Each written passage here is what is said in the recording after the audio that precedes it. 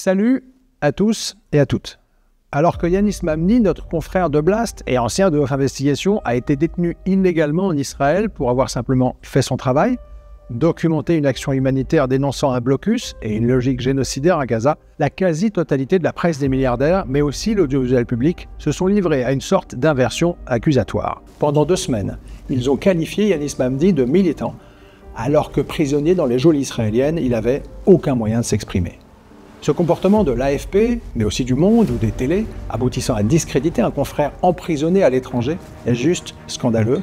Il a mis Yanis en danger, et ça, on n'est pas prêt de l'oublier dans les médias indépendants. Au vu de la mobilisation citoyenne qui a suivi le kidnapping de l'équipage de la flottille de la Liberté, ce que ces grands médias ne semblent pas saisir, c'est que le discrédit qu'ils tentent de jeter sur la presse indépendante est en train de leur revenir en pleine figure. Aujourd'hui, nos médias indés, financés essentiellement par des citoyens, ont un impact au moins comparable à celui, par exemple, de France Télévisions. Que ce soit les excellents documentaires de Yanis, qui dépassent parfois le million de vues sur Blast, ou ceux qu'on produit à Off Investigation, qui font jusqu'à 2,7 millions de vues pour notre 3e saison. Je ne sais pas si vous vous rendez compte, mais on est sur le point de renverser la table, et le système n'a rien vu venir parce qu'il est trop occupé à nous mépriser. Cette vidéo clôture notre 3e saison d'investigation documentaire. On a quand même fait du super film, souvenez-vous. Médias de la haine, Objectif Guerre Civile, notre plongée dans la débâcle actuelle du système informationnel français dépasse aujourd'hui les 1,9 million de vues sur YouTube.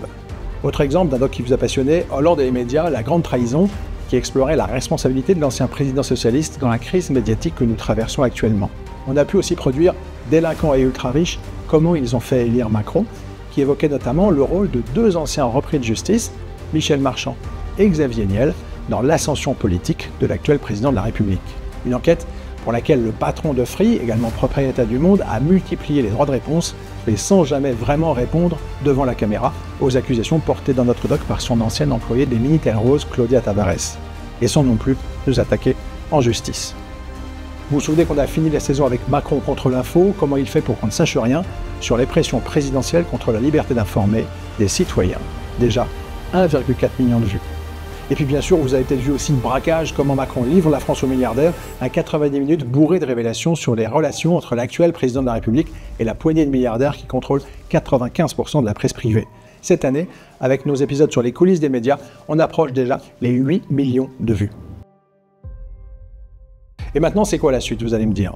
Cette année, on a récolté un tout petit peu plus de 240 000 €. C'est super et ça nous a permis de produire les 5 docs déjà diffusés, mais c'est tout juste de quoi commencer à enquêter sur les prochains.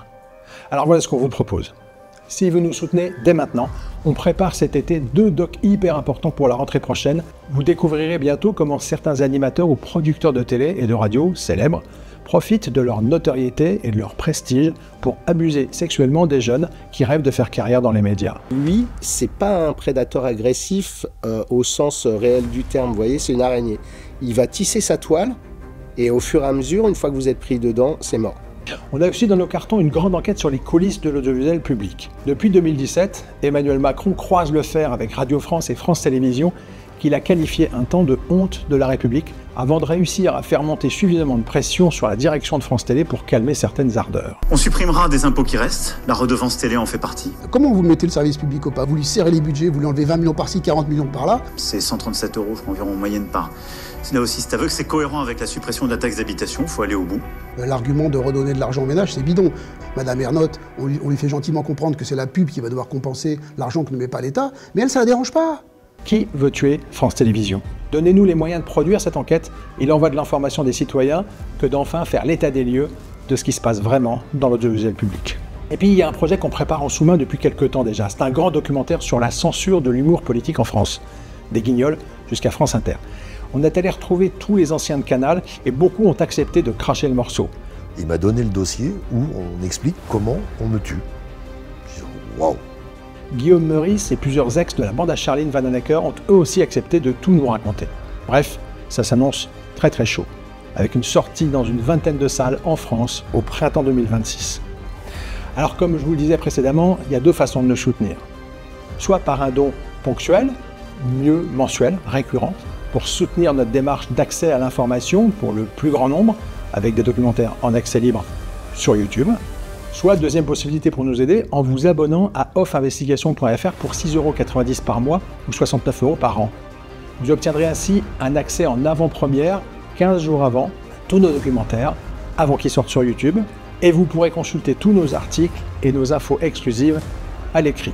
Ces dernières semaines, par exemple, ont révélé comment Pascal Jeannin Pérez, protectrice d'Alexandre Benalla, est soupçonnée d'être mêlée à des enlèvements au Gabon, comment la flottille de la Liberté, le Madeleine, a été lâchée par le gouvernement et la plupart des médias français, comment Macron fait surveiller les Français par des multinationales nord-américaines sur les réseaux sociaux, comment Rachida Dati a utilisé les moyens de la mairie de Paris pour servir le Qatar. On révèle aussi des scandales sexuels en série dans la photo de mode ou sur l'évasion fiscale mise en place par Starbucks France. Alors pour nous aider à renverser la table, faites un don ou abonnez-vous. Jusqu'au bout, on restera debout, on continuera de les regarder en face et on leur fera comprendre qu'on lâchera jamais rien. À très bientôt, on est des millions, on peut y arriver.